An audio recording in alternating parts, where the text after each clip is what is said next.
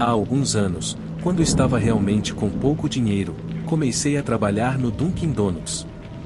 Eu morava em um complexo de apartamentos logo ali na estrada, então fazia sentido trabalhar lá. A viagem era apenas de alguns minutos, mas como mal conseguia pagar o combustível, acabei indo a pé na maioria das vezes. Apesar do cliente ocasional rude, o trabalho era bastante tranquilo na maior parte do tempo. No entanto, uma noite, no meio de julho, me deixou completamente aterrorizado. Normalmente, eu trabalhava no turno de fechamento, então eu e meu colega éramos os últimos a sair e trancar a loja no final da noite. Nossa loja fechava às 9, então geralmente saíamos de lá entre 9 horas e 10 horas. Nessa noite, meu colega teve que sair mais cedo, então fiquei encarregado de fechar sozinho. Cerca de 15 ou 20 minutos após o fechamento da loja, um homem usando um gorro se aproximou da porta. Eu estava no meio de limpar mesas, então ele definitivamente me viu. Na esperança de que ele entendesse que estávamos fechados, eu o ignorei por um tempo. Mas, talvez depois de um minuto, notei que ele ainda estava parado ali olhando para a vitrine. Deixei o pano de chão de lado, atravessei as portas duplas até a pequena área do saguão e gritei: "Desculpe, estamos fechados." Em vez de dizer ok ou ir embora, ele respondeu: "Por favor, estou com muita fome." Obviamente, senti pena do homem, porque presumi que ele provavelmente estava sem teto. No entanto, eu literalmente teria sido demitido do meu emprego se servisse alguém após o fechamento. Sendo um funcionário do Dunkin' Donuts, posso confirmar pessoalmente que eles desperdiçam muita comida perfeitamente boa na maioria das noites. Geralmente jogamos fora um saco cheio de rosquinhas, bagels e sanduíches. Eu disse a ele para esperar um segundo e corri para os fundos para pegar um bagel e algumas rosquinhas. Quando voltei, ele tinha sumido. Em caso de retorno, coloquei a comida em um guardanapo do lado de fora da porta. Sendo muito empático com pessoas que não têm dinheiro para pagar pela comida, pois muitas vezes passam dias sem comer, entrei e terminei de limpar as mesas e a lista de verificação. Estar sozinho me levou um pouco mais de tempo do que o normal para terminar tudo, então só terminei às 10 horas. Antes de trancar o local, levei todo o lixo para o container atrás do prédio. Olhei para o estacionamento em busca do homem, mas ele tinha desaparecido. Então fui até a porta principal para pegar a comida e jogá-la no lixo. Quando terminei, fui para a calçada e ouvi o eco de um sapato arrastando no asfalto no estacionamento. Virei a cabeça e vi o mesmo homem que estava lá anteriormente, caminhando na minha direção. Gritei que havia comida nos sacos de lixo no container e, assim que ele ouviu isso, parou e começou a olhar de volta para o container. Mais uma vez, ele não deu resposta, nem mesmo um agradecimento, mas eu não queria julgar, então deixei para lá e continuei andando. De vez em quando, olhava por cima do ombro para o estacionamento para ver o que ele estava fazendo, mas ele estava fora de vista. Pensando nada de especial, continuei andando em direção à minha casa. Mas do nada, ouvi o mesmo sapato arrastando no asfalto novamente. Virei a cabeça e vi que o homem estava me seguindo pela calçada. Comecei a ficar preocupado, vendo que ele claramente não tinha pego a comida que eu ofereci, somado ao fato de que ele agora estava me seguindo para casa. Todo o meu caminho para casa era ao lado de uma estrada principal, e eu tinha que atravessar a rua para chegar ao meu complexo de apartamentos no final. Então, cruzei a rua naquele momento para ver o que ele faria. Como era uma noite de dia de semana, não havia muitos carros como de costume durante o dia.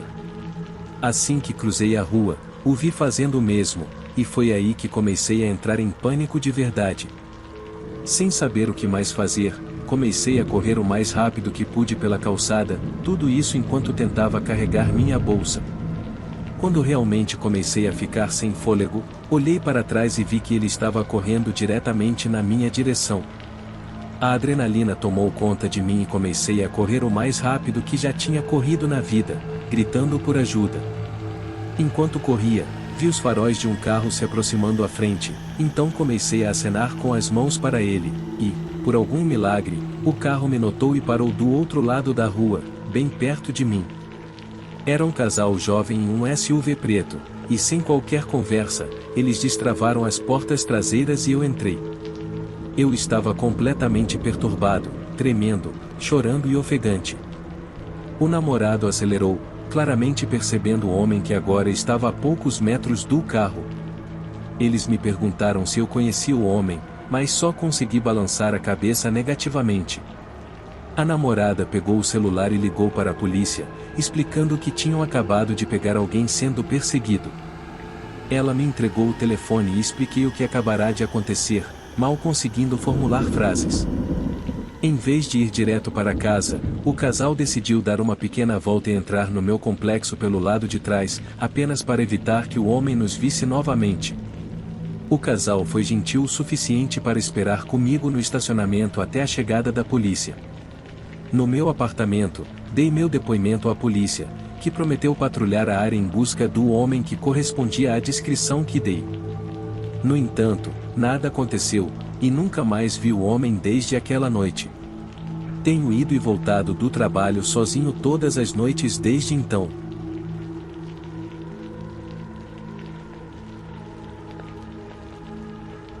Sou um homem de 26 anos e trabalho no turno noturno como enfermeiro registrado em um hospital local. Isso aconteceu na semana passada, e ainda não sei bem como interpretar o que ocorreu, mas, de qualquer forma, ainda me assusta só de pensar a respeito. Era uma sexta-feira à noite, e fui designado para o quarto andar, que é a unidade de terapia intensiva, UTI. Após vestir meu uniforme e receber um breve relatório da enfermeira que estava no turno anterior, comecei minhas rondas de rotina. Nunca fui fã de trabalhar na UTI, pois é um trabalho árduo, já que todos os pacientes estão em condições delicadas, alguns gemendo de dor por longos períodos. Felizmente, muitos dos pacientes estavam dormindo, com o ocasional murmúrio baixo ou ronco preenchendo os corredores. Enquanto percorria o corredor, passei pela estação de enfermagem, onde acessei o computador para revisar os prontuários dos pacientes e atualizar seus registros. Por volta da meia-noite, uma nova admissão chegou à ala. Era uma jovem que estava inconsciente e ferida devido a uma agressão severa. Ela foi registrada como Jane Doe, pois sua identidade era desconhecida. Avaliamos rapidamente sua condição, estabilizamos seus sinais vitais e fornecemos as intervenções médicas necessárias, o que demandou algum tempo. Ela apresentava cortes, hematomas e lacerações por todo o corpo, além de uma lesão na cabeça e um pé direito completamente destruído, possivelmente causado por um atropelamento. Todos os enfermeiros da ala ficaram encarregados de monitorá-la de perto durante a noite, antes de sua cirurgia. Conforme a noite avançava, eu cuidava dos outros pacientes, atendendo às suas necessidades e administrando medicamentos conforme prescrito. Por volta das 3 horas da manhã, entrei novamente no quarto da Jane Doe para verificar seu estado. Para minha surpresa, ela havia recuperado a consciência e estava visivelmente perturbada. Seus olhos percorriam o quarto, claramente assustados e confusos. Eu me aproximei gentilmente de sua cama e disse: "Está tudo bem, você está segura aqui. Meu nome é Alex, e sou um dos enfermeiros encarregados de cuidar de você." Ela lutou para falar, e sua voz tremia: "Preciso sair daqui, por favor, você tem que me ajudar. Meu namorado fez isso, ele vai me encontrar." Ouvir isso me deu arrepios, mas mantive a calma e a tranquilizei, prometendo que faríamos tudo o que estivesse ao nosso alcance para protegê-la. Anotei mentalmente a necessidade de informar a segurança do hospital e envolver as autoridades apropriadas. Após a conversa, ela continuou dizendo que estava com muita dor, então administrei mais analgésicos, o que eventualmente a acalmou. Saí do quarto e comecei a verificar o restante dos pacientes. Cerca de 20 minutos depois, enquanto estava em um quarto de paciente, ouvi um grito aterrorizante vindo do final oposto do corredor, seguido pela voz de uma mulher pedindo ajuda. Corri na direção da fonte do som, mas tudo ficou completamente em silêncio pouco depois. Eu fui de porta em porta, tentando descobrir de qual quarto vinha o grito. Vários outros enfermeiros estavam fazendo o mesmo. Quando cheguei ao quarto da Jane Doe, a porta estava entreaberta. Empurrei-a para abri-la completamente e encontrei a cama vazia. A janela estava escancarada, e a cama e o carrinho haviam sido movidos para o outro lado do quarto.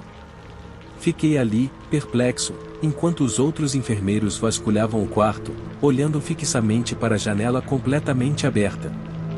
Ela deve ter pulado. Havia um estacionamento a cerca de 3 a 4 metros abaixo da janela, o que já era um salto considerável, especialmente para alguém com um pé quebrado. Além disso, não faço ideia de como ela teria descido do estacionamento. Chamamos desesperadamente a segurança do hospital e procuramos na área circundante, mas não havia sinal dela. Ela desapareceu pelo resto da noite, e os oficiais entraram e saíram da unidade, fazendo inúmeras perguntas sobre a garota. Desde então, perguntei a alguns colegas de trabalho se ouviram alguma atualização, mas ninguém ouviu nada. Muitas teorias diferentes passaram pela minha mente, e só tenho duas suposições possíveis. Lembro-me de ter visto especificamente o telefone dela ao lado da cama, com uma capa verde escura. Não consigo deixar de pensar se o namorado a ligou ou enviou alguma mensagem que a assustou, ameaçando algo terrível, o que a fez entrar em pânico. Ou talvez tenha tido alguma reação aguda ao estresse e surtado. De qualquer forma, estou convencido de que ela pulou da janela, porque nenhum dos outros enfermeiros viu alguém entrar ou sair do quarto. Em meus anos como enfermeiro, nunca vi nada parecido com isso, e realmente não tenho uma explicação sólida para o que aconteceu. Julgando pela gravidade de seus ferimentos, o namorado estava muito perto de matá-la, e tenho um pressentimento ruim de que ela descobriu que ele estava voltando para encontrá-la.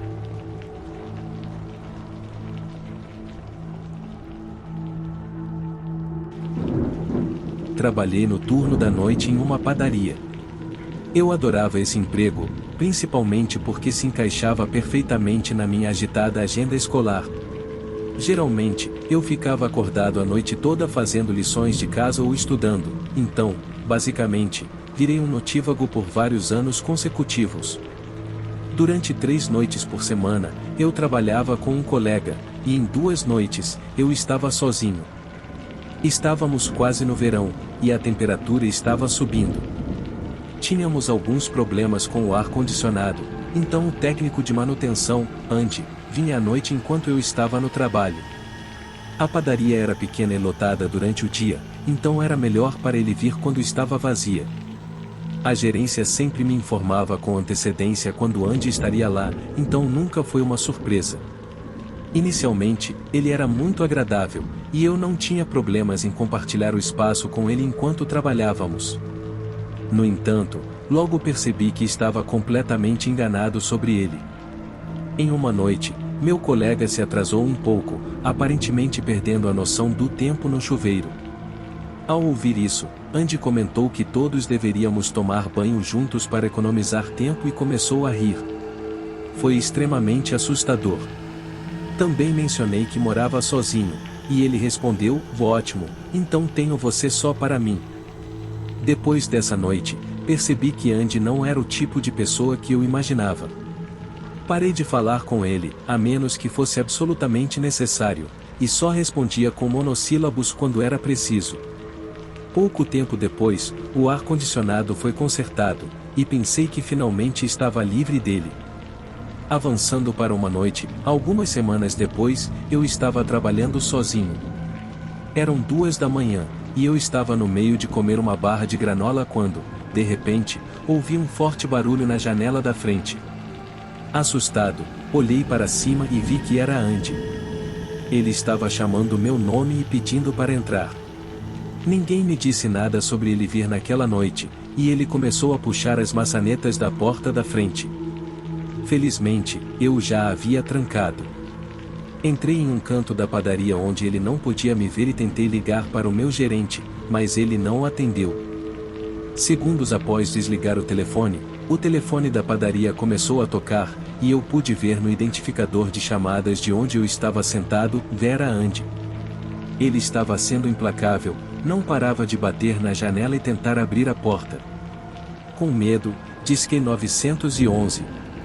A polícia chegou em 10 minutos e revistou o veículo de Andy. No banco de trás, encontraram fita adesiva, uma faca e uma corda. No entanto, não puderam fazer nada, pois, segundo eles, ele não me fez mal e foi completamente liberado. Andy disse à polícia que estava lá para consertar o ar-condicionado e tinha esses itens em seu carro porque precisava deles para o trabalho de utilidade. Eu sabia que era uma completa mentira, mas os policiais nem questionaram. Meu gerente finalmente me ligou na manhã seguinte e disse que o ar-condicionado estava funcionando bem, e eles nunca pediram a Andy para vir. A partir desse dia, meu chefe garantiu que eu trabalhasse com pelo menos mais um colega de trabalho e prometeu que Andy nunca mais trabalharia na unidade de ar-condicionado. Foi definitivamente um grande susto, evitando algo terrível de acontecer,